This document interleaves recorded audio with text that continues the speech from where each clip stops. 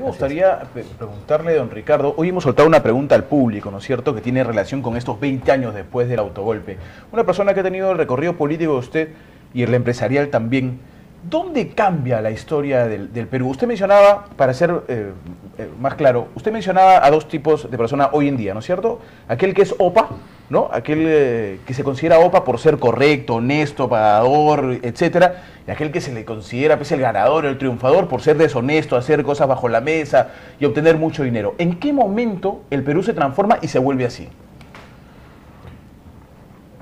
Con don Héctor Vargasaya conversamos el tema. Él piensa que es antes desde que existe la República. Yo no he visto esa parte de la historia y no la he estudiado tanto como él. Yo vivo la historia contemporánea, la que tengo uso de razón, en la que he estado frente a Habla del Pueblo 40 años. Esos 40 años sí los puedo narrar yo casi en el día a día. Para mí la historia del Perú cambia, con el golpe de Velasco cambia, antes cambió con el golpe de Odría y antes con los sucesivos golpes militares que existieron, que nos dieron a entender de que los demócratas no estábamos preparados para gobernar este país. Y a veces pienso que tienen razón. No estamos preparados para gobernar. ¿Por qué? Porque la democracia, como un niño que no lo dejan crecer y que no crece sano, se va enfermando en el camino. Entonces no es ni chicha ni limonada. Finalmente son los poderes fácticos y los poderes, los suprapoderes que yo le llamo, los que manejan a los políticos y manejan incluso a congresistas, alcaldes y también presidentes. Entonces este suprapoder, que antes no existía, hoy día lo tenemos prácticamente ya como una nube negra sobre la cabeza que pende, ¿no? Pende como una hacha que le va a caer a aquel que se porte mal contra el sistema.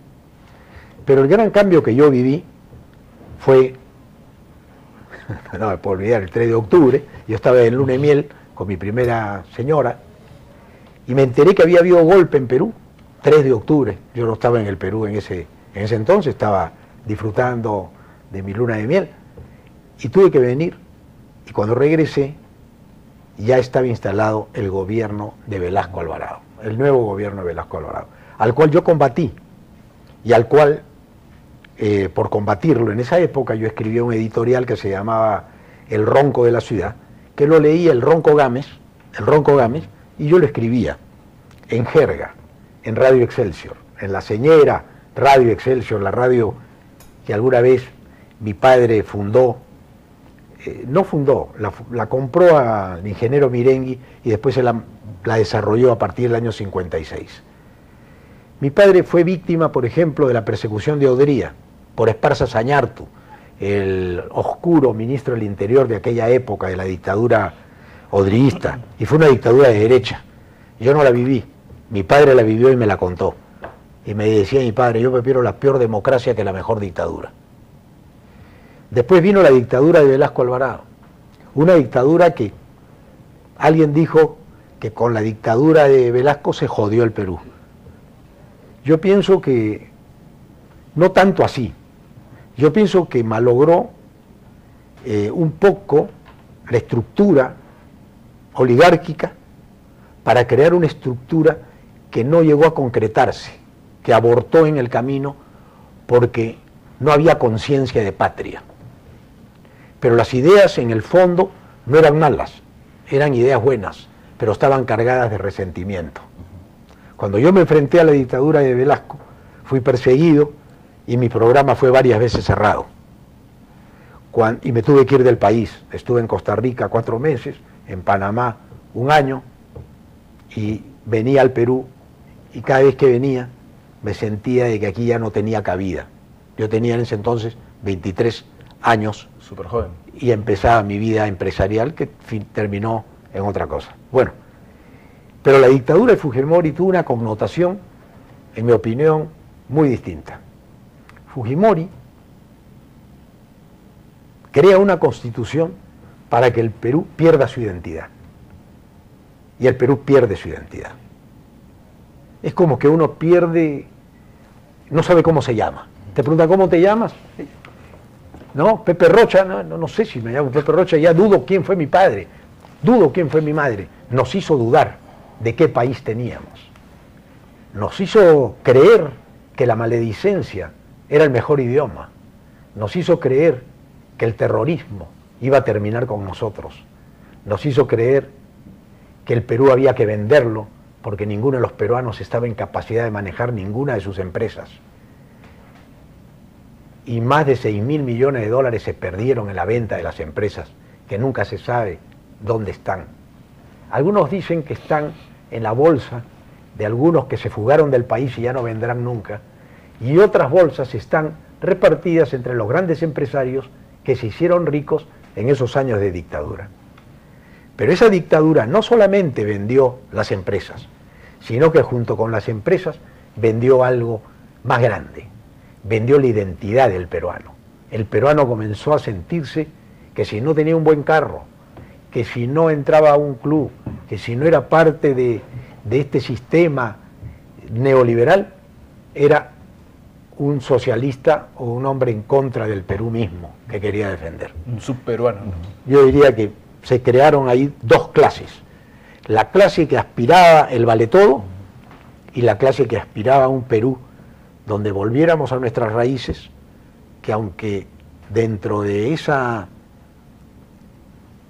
palabra que yo nunca la entendí, que decíamos que viéramos un país subdesarrollado, después se creó otra palabrita más bonita que decía que éramos un país en vías de desarrollo, pero yo le pregunto hoy día al ciudadano, nuestro país, nuestros seres humanos, nuestros niños, nuestros maestros, nuestros políticos, ¿están mejor que los de antes? Háganse esa pregunta y la ponemos a debate, porque el peruano tiene que despertar, el peruano tiene que darse cuenta, lo han dicho los grandes escritores que han analizado el alma de Latinoamérica, que Latinoamérica, cuando tiene esta revolución literaria de los años 60, con los escritores que despiertan a América y nos dice el gran país y el gran continente que tenemos en esta parte sur, recién comenzamos a comprendernos de que teníamos grandes escritores, que teníamos una riqueza inexplotada, que teníamos un país pujante, que teníamos un país minero, que teníamos un país petrolero, que tenemos gas, que tenemos una riqueza en nuestra tierra, la mejor comida del mundo. Acá, donde tiras una piedra, crece algo, pero después algún peruano quiere matarla. ¿Para qué? Para que venga alguien más vivo que un peruano, que es enemigo de otro peruano, y se la compre barata. Y el Perú se fue vendiendo, vendió sus tierras, ya no en el latifundio de antes, ya no en la reforma agraria que pretendió Velasco, sino ahora hay otro tipo de latifundio. Las grandes empresas que fracasaron con el Estado, hoy día están en manos del poder económico. Y el poder económico se aglutina, se crean los grandes trusts, que en Estados Unidos estuvieron prohibidos, y esos grandes trusts se vuelven el verdadero monopolio del poder. Y sobre eso podemos hablar esta noche. Vamos a recibir las llamadas del público. También le decimos que los amigos pueden ingresar a www.rbctelevisión.com y en Habla el Pueblo hay un foro con la pregunta formulada esta noche para que usted desde su computadora también pueda ingresar con sus opiniones. Vamos entonces con las llamadas. Solo quería leer, por ejemplo, las declaraciones del Procurador Anticorrupción. El autogolpe, dice, de Estado que se produjo el 5 de abril de 1992 marcó el inicio de una corrupción generalizada y la erosión de las instituciones públicas que fue difícil de combatir y que nunca más debe repetirse en el país, según el doctor Julio Arbizu. Don Ricardo, ¿la sociedad peruana ha aprendido la lección después de eso? ¿Usted considera que hemos aprendido alguna lección? ¿Cómo se aprende? ¿Cómo se aprende? Se aprende dialogando. Ya no hay diálogo.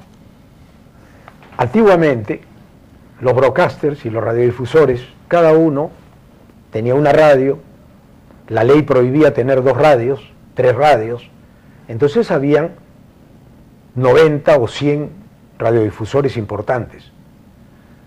Entonces había diálogo.